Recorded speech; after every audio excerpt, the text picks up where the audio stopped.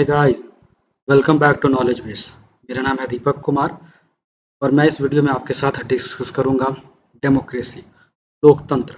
हम यहाँ पे जानने की कोशिश करेंगे कि महात्मा गांधी का जो है वो लोकतंत्र के प्रति उनका क्या नज़रिया था, वो लोकतंत्र को कैसे देखते थे। तो हम इन सारी चीज़ों को यहाँ पे डिस्कस करेंगे। Before we begin, please subscribe the channel and press the bell icon so when we upload a video you will get a notification. Democracy, लोकतंत्र।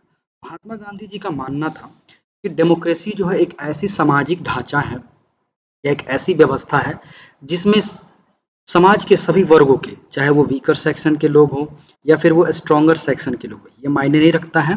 उन दोनों को ही एक बराबर का जो है किसी भी प्रकार की किसी भी चीज़ को लेके जो है वो बराबर का एक चांस मिलेगा, एक बराबर का जो है उन दोनों को चांस मिल सकता है। ये महात्मा गांधी जी का मानना था। किसके पर्सपेक्टिव में?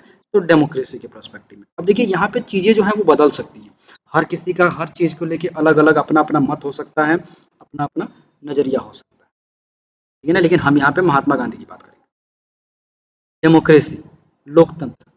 डेमोक्रेसी जो है ये फॉर्म ऑफ गवर्नमेंट है, ठीक है ना, जिसके अंदर रूलर, यहाँ पे जो रूलर है वो बेसिकली कोई किंग नहीं है। यहाँ पे जो रूलर है वो एक इलेक्टेड बॉडी है, ठीक है ना। तो यहाँ पे जो रूलर है वो इलेक्ट किया जाता है बाय द पीपल। और एक बात यहाँ ध्यान रखिएगा, डेमोक्रेसी में जो है जो भी पर्सन या फिर पर्सनालिटी जो भी इलेक्ट किया जाता है वो बाय द पीपल होता है और फॉर द पीपल होता है, यानी लोगों के द्वारा और लोगों के लिए। ये डेमोक्रेसी में हमेशा होता है। जिस भी कंट्री में एक वेल डेमोक्रेटिक कंट्री है, अगर जिस कंट्री में डेमोक्रेसी को बहुत अच्छे तरीके से एक्सरसाइज किया जा रहा है तो वो उस सिस्टम में ये देखने को मिलेगा। ये जरूरी नहीं है कि सभी देशों में ऐसा हो, बहुत से ऐसे आप इसी चैप्टर में देखेंगे ऐसे भी देश हैं जो उनका जो बाहरी ढांचा है वो डेमोक्रेटिक दिखेगा लेकिन वो असलियत में जो है वो डेमोक्रेटिक है ही नहीं, ठीक है ना। अब आइए थोड़ा सा देखते हैं कि ये डेमोक्रेसी जो है ये वर्ड आया कहाँ से। तो ये जो है एक ग्रीक वर्ड है, ठीक है ना। और उस ग्रीक वर्ड में जो है यहाँ पे देखिए, अगर आप इसको अलग करते हैं तो ये वर्ड जो होता है एक है डेमो और दूसरा है क्रेटिक। डेमो का मतलब होता है पीपल और क्रेटिक का मतलब होता है पावर। अब इन दोनों को आप एक साथ कीजिए तो होगा क्या? People power. अब देखिए डेफिनेशन के मुताबिक क्या है कि यहाँ पे जो इलेक्ट किया जाएगा वो लोगों के द्वारा किया जाएगा और लोगों के लिए किया जाएगा।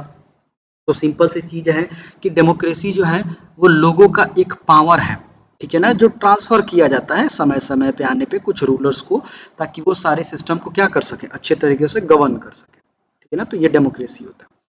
अब हम इसके हिस्टोरिकल पर्सपेक्टिव देखते हैं। देखिए यहाँ पे विरोधाभास हो सकती है।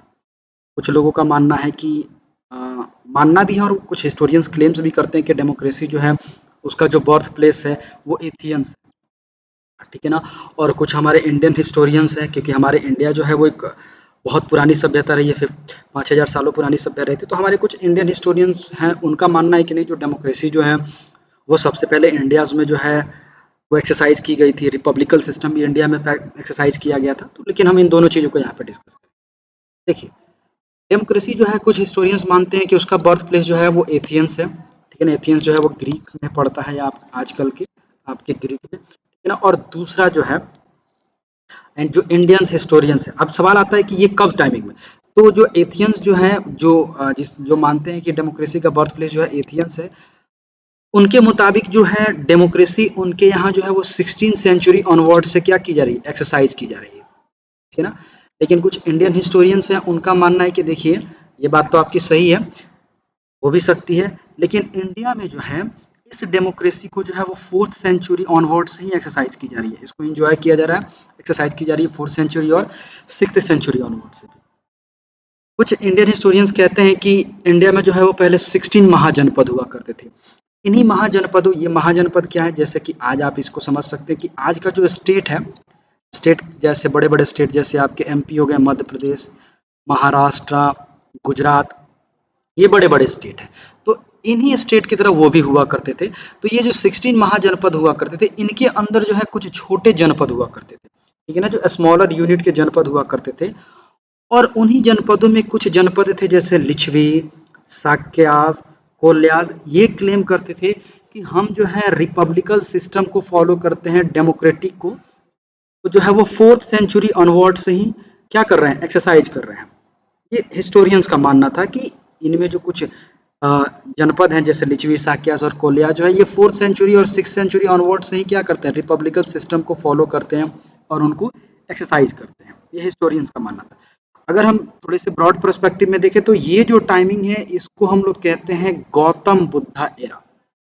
गौतम बुद्धा की जो बर्थ हुई थी ये यही कालखंड है, इसी कालखंड के अंतर्गत जो है वो गौतम बुद्धा की भी बर्थ मानी जाती है हिस्टोरियंस के मुताबिक। तो कहा जाता है कि जो क्योंकि आप सुने भी होंगे कि महाजन जनपद जो थे उन्हीं जनपदों में के एक राजा के परिवार से गौतम बुद्धा जो है वो बिलोंग करते, तो ये वही टाइमिंग है। ठीक है ना। तो यहाँ पे माना जाता है कि ये जो छोटे छोटे जो आपको जनपद हैं वो सब जो है उस समय में 6th और 4th सेंचुरी 6th सेंचुरी में क्या करते थे, डेमोक्रेसी और रिपब्लिकल सिस्टम को एंजॉय करते थे। So that's all for the today. Have a nice day and God bless you all.